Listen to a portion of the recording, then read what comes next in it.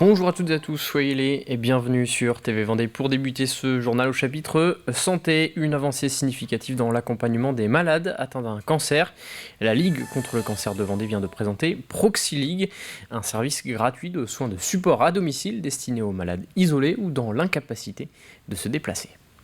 Ça va leur apporter des soins de support à domicile ou à proximité du domicile, en complémentarité ou en supplément de ce qui est proposé déjà à l'hôpital. Un soin de support, c'est les soins, c'est défini par l'INCa, l'Institut national du cancer, et ce sont le soutien psychologique, le suivi diététicien, les soins de socio-esthétique et l'activité physique adaptée. Focus à présent sur la prévention des violences sexuelles à La Roche-sur-Yon. Des échanges viennent d'avoir lieu dans les locaux du lycée des Établières pour mieux comprendre la nature de ces violences et leurs conséquences sur les victimes. Les explications dans ce reportage d'Alix Lanos. Donc il faut vraiment parler aux garçons. Voilà, les filles évidemment, mais les garçons aussi, malheureusement, ce sont les oubliés souvent des victimes sexuelles. Sur scène, Véronique Agrapard, sexologue et présidente de l'association Stop aux violences sexuelles 85, explique et définit la nature de ces violences.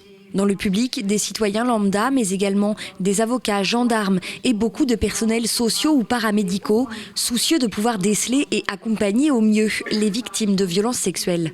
Au cabinet, on peut être amené justement à avoir ce genre de personnes qui ont justement subi des violences. Donc c'est bien de pouvoir avoir les armes pour justement faire face à ça en fait. Je trouve que c'est intéressant d'avoir des petits outils comme ça pour repérer, pour aider les enfants à parler. Et puis les femmes, beaucoup. Et puis là, on découvre, ça c'est quelque chose que je découvre aujourd'hui, des hommes qui ont été victimes dans l'enfance. Et la parole commence à se libérer, mais c'est encore poussif. Et pour libérer la parole, il faut, selon l'association, que le corps médical s'empare de ces questions. Les médecins ne posent pas la question des violences sexuelles. En tant que sage-femme, on ne nous apprend pas non plus à poser la question de « Avez-vous été victime de violences sexuelles dans votre enfance, adolescence ou vie de jeune adulte ?»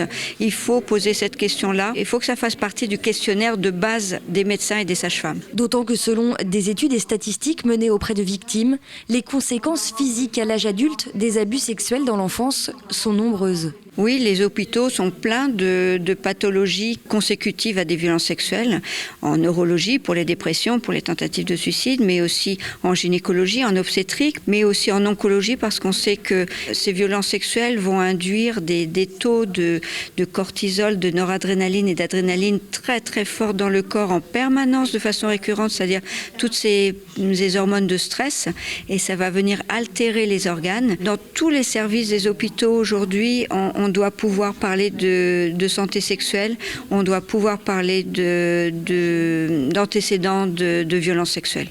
La parole se libère un peu, mais le chemin est encore long pour que les prises en charge soient à la hauteur de ce véritable fléau de santé publique. Selon le Conseil de l'Europe, 1 enfant sur 5 serait victime de violences sexuelles avant l'âge de 18 ans. Parlons de pêche. Désormais, la saison de la pêche à la truite est lancée depuis ce week-end. Elle se déroule jusqu'en septembre. Environ 1,5 million de Français pratiquent ainsi cette activité. L'occasion pour de nombreux passionnés de retrouver leurs habitudes autour des plans d'eau vendéens. Reportage au sud de La Roche-sur-Yon, signé Grégoire de Châtillon. Retrouver la ligne pour Gilles, quoi de plus naturel pour cette ouverture de la pêche à la truite? C'est la tradition tous les ans, depuis que je suis gamin, j'ai 72 ans, tous les ans je fais l'ouverture. Quand je vois pas l'eau pendant quelques temps, je suis malheureux. Ça vide la tête, hein. Ça vide bien la tête. Quoique maintenant j'ai plus grand chose dedans, mais je la vide quand même. C'est dans ce décor du chaos de Piquet au tablier, surnommé les Petites Pyrénées vendéennes, que notre pêcheur a choisi de se faire plaisir. Il y a du courant, il y a des cassures, ça bouge, l'eau est vivante ici. Et quand ça mord, le plaisir est décuplé, tout comme pour Damien, un peu plus loin, qui lui aussi vient de pêcher son premier poisson de la saison. Très heureux, on attend ça avec impatience. Ça se trouve, c'est peut-être bien ma dernière de la journée. Ça, j'en sais strictement rien. Ou peut-être qu'on aura le plaisir d'en pêcher une autre ou 2 autres de plus dans la matinée. Damien, lui, ne va pas consommer ce poisson. Il fait le choix de remettre la truite à l'eau. Ce poisson pourra être repris par un autre pêcheur qui, lui, peut-être, fera le choix de le conserver et de l'arranger avec un petit peu d'amande et puis de crème, parce que c'est très bon, les truites à la crème et aux amandes. Là, on est vraiment sur un site qui est exceptionnel, puisque là, on est vraiment sur un des cours d'eau qui ressemble le plus à un cours d'eau à truite, parce qu'effectivement, en Vendée, c'est un petit peu artificiel la truite, puisque les truites arrivent à grossir, elles arrivent à survivre, mais du coup, elles n'arrivent pas à se reproduire. Donc on est obligé de faire des apports de truites pour que les pêcheurs puissent s'amuser.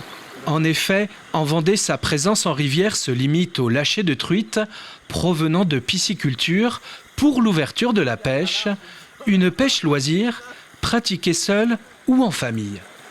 Pour l'instant, je n'ai pas encore pêché de poisson, mais j'espère en pêcher.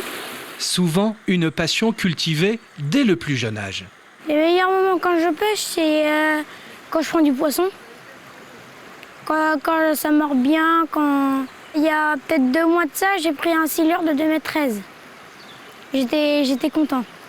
C'est mon plus gros poisson que j'ai fait de ma vie. La Vendée compte aujourd'hui plus de 33 000 pêcheurs licenciés dans le département. En sport, l'édition 2022 de la bicentenaire de La Roche-sur-Yon aura lieu le dimanche 27 mars autour du parc expo des Oudéries. Et après 2 éditions perturbées par la crise sanitaire, les marcheurs et les coureurs retrouvent des parcours en présentiel.